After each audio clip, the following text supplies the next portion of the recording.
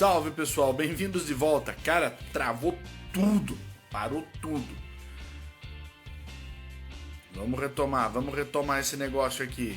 Tinha muita gente, tava super legal. Vamos tocar esse. Com Chube, Espírito Monte, Felipe Kotzent.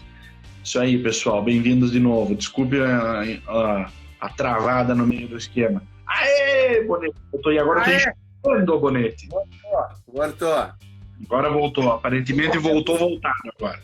É possível que a gente perca a primeira parte da live hoje, mas enfim. Aparentemente. Tá aí, tá voltando a galera também. Legal, bem-vindos de novo, pessoal. Acho que agora voltamos um pouco mais firmes. Agora eu tô vendo tudo, tô vendo o Bonete e tô me vendo, cara, e tô vendo os comentários. Tá rodando tudo agora. Cara, eu já tinha respondido um monte, falei tão bonito pro Abel, cara, até a hora que eu percebi que tava... Uma parte eu consegui ouvir, mas aí travou teu som, daqui a pouco eu não via tu te mexendo, daqui a pouco travou tudo. Não, beleza. Vamos lá, eu respondo tudo de novo, não dá nada. Vamos começar de novo. Então, pessoal... Bem-vindos aos Micromeliantes. Galerinha, então perguntaram sobre formação de juiz de BJCP. Então, BJCP é uma coisa legal, ser juiz de BJCP é uma coisa muito legal, respondendo o Abel adequadamente, que, assim, qual que é o objetivo de você ser juiz do BJCP? É você aprender a interpretar a bebida, a ler o que a bebida te apresenta de uma maneira padronizada com guia de estilos, para que você possa fazer observações, correções, elogios, o que mais seja cabível no concurso, falando a mesma língua dos demais que estão presentes, tá? Muita gente tem um pé atrás com o BJCP, que fala que o BJCP é limitador, ele te restringe ideia. Não, cara, não. É só uma língua padronizada dentro de um guia padronizado para você fazer avaliações. É só isso, tá? Agora, para você ser juiz, não basta só decorar o guia de estilos. Não basta só aprender as características que o mel aporta para o hidromel, o processo fermentativo, o que você pode fazer para melhorar, onde a pessoa erra e como corrigir os erros. O juiz tem que ter noção disso tudo, mas ele também tem que criar ao longo do tempo sensibilidade dos seus sentidos para poder capturar isso na bebida. E isso não é uma coisa que acontece de um dia para o outro, tá? Então você tem que aprender a sentir aromas adequadamente, sabores, texturas, características que o nosso tato vai trazer para o hidromel. O visual é um ponto muito forte. Então você tem que aprender a ler o hidromel com os seus sentidos. Isso é uma coisa muito importante. Degustação é uma arte maravilhosa, espetacular, tá? Então, assim, tem que ter essa estrada de degustação, mais o conhecimento técnico para que você consiga fazer o conjunto, tá? Então, isso para exemplificar o trabalho do juiz em si. O que o Abel perguntou não era isso, o Abel perguntou sobre a questão de como ser juiz. Então, não é sempre que tem provas para juiz, porque, em geral, tem toda uma organização envolvida nisso. O BJCP é uma organização americana, e então ele tem que validar a data da prova, tem que ter um proctor que vai servir como parâmetro de avaliação designado para aquele dia. Sempre que possível eles enviam um proctor dos Estados Unidos ou elegem um proctor aqui para poder fazer esse trabalho. Então, quando vai ter uma avaliação de hidromel, isso é amplamente divulgado para juiz, né? Porque você tem que se preparar para aquela data específica. Quando eu fiz, nós nos preparamos com toda a parte de conhecimento teórico e gustativo como um todo, e fizemos o pacote completo num dia só. Aí eu vou contar como eu fiz a prova, e depois o Bonete conta como ele fez, que foram processos distintos dado o período de tempo entre uma e outra. Quando eu fiz foi assim. Então nós fizemos toda a preparação de uma vez só, teórica e prática, estudamos horrores, estudamos méis, características, estilos, guia de estilo, o que o hidromel tradicional seco apresenta, o que um melomel de frutas vermelhas suave tem que apresentar. Então você tem que saber um conjunto de características teóricas, mas o mais importante, você tem que saber como apontar aonde a pessoa acertou e errou e como incentivá-la a buscar a correção do problema dela. Então, o grande foco desse conhecimento todo de juiz é isso. Então, você estuda muito o processo de produção do hidromel e como aperfeiçoá-lo, para que você possa indicar isso para outras pessoas. Então, no dia que eu cheguei, nós fizemos lá em Blumenau a nossa prova, eu, a Fernanda Lázaro e mais 3 pessoas, eu não me lembro todo mundo agora, e nós chegamos, aí tinha uma prova para fazer teórica, que no caso da nossa prova foi toda escrita à mão, cara, foram páginas e páginas e páginas de prova, tudo resposta dissertativa, então a gente teve que responder um montão de coisa, né? Poxa, chegou um hidromel que ele está com a característica de aroma assim, assim, assado. Isso está correto ou não? E se não estiver correto, o que você falaria para o candidato?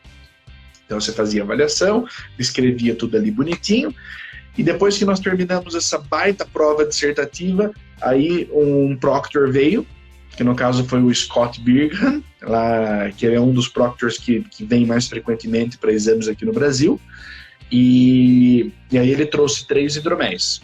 Colocou a gente bem espalhado na sala, e aí ele abriu os hidroméis, ele fazia a avaliação de acordo com o guia, de acordo com o que tinha que ser, e nós fazíamos também.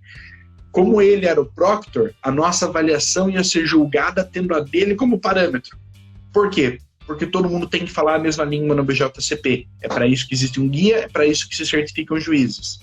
Então, baseado no quão próximo, quão distante a nossa avaliação era da dele, era a nossa nota no processo de avaliação como um todo. Então, depois disso, a prova foi guardada. Quem não respondeu em inglês foi traduzido para o inglês, foi enviado para os Estados Unidos para depois a gente ter a resposta. Tá? Então, esse é todo o processo. Bonete, como é que foi o seu processo de produção de prova? Eu estava só conferindo uma questão ali que eu não lembrava exatamente. Então, o meu já foi diferente. O meu teve a prova online, a prova teórica online, né, onde são 180 questões em 1 hora. Né, é insano, é muito rápido, tem muito pouco tempo para responder e é muita pergunta. E como é que eu me preparei? Eu peguei o guia de estilos, eles têm um guia de estudos para te fazer a prova do BJCP.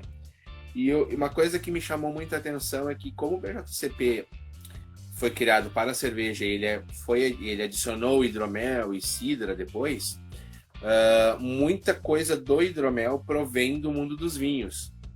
Então eu tive que estudar muita coisa sobre uva, perfil de uva e tudo mais, porque tinha uma parte específica da prova que falava sobre isso. Sobre fermentação, sobre análise sensorial e o principal, sobre o BJCP, sobre como funciona o BJCP, como é feita uma avaliação, isso tudo faz parte do guia de estudos e tu tem que saber. Feita a prova online, tu passa e aí tu espera o tasting exam, né, a prova ao vivo, né, a Vera. A prova Vera marcada, que nem o Luiz falou, muito de vez em quando aqui no Brasil, tá? Inclusive a última tentativa não aconteceu por falta de gente, né, para fazer a prova. Então, aí tem muita gente que fala, BJCP, eu quero fazer, mas aí aparece uma prova, a galera corre. Então, exato, muito frequente. Tem que estar lá. Na cerveja acontece também, só que na cerveja tem mais provas, porque é muito mais gente fazendo prova, então vem mais prova a seguir. Eu fiz a minha prova em 2016. Quem foram os proctors foram a Fernanda Lázaro e o menino Marquinhos Odebrecht. Eles foram os proctors. E aí era assim, eram 6 amostras, que a gente não sabia, a gente recebe uma descrição. Esse é da categoria tal, tem isso, tem aquilo outro. Muitas vezes vem pegadinhas, né? Vem blend, vem fora de estilo, e tu tem que avaliar conforme o estilo que foi informado. E que nem o Luiz falou, tu tem que aprender a encontrar tanto os erros quanto os acertos. E aí vem uma coisa que eu bato bastante o pé. Não é porque tem erro que tu tem que ir lá e crucificar o produtor, tá? Muitas vezes os méritos da bebida são muito maiores do que os erros. Então, tu tem que fazer uma avaliação justa. Mas enfim, voltando à prova. São 6 amostras, tu julga conforme a descrição e tu tem que apontar os erros e acertos, sugerir, né, melhorias.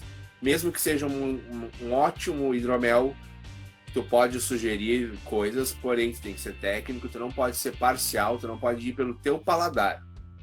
Isso que se aprende estudando e fazendo a prova. E aí, que nem eles falou, é a nossa avaliação que tem que bater com a dos Proctors.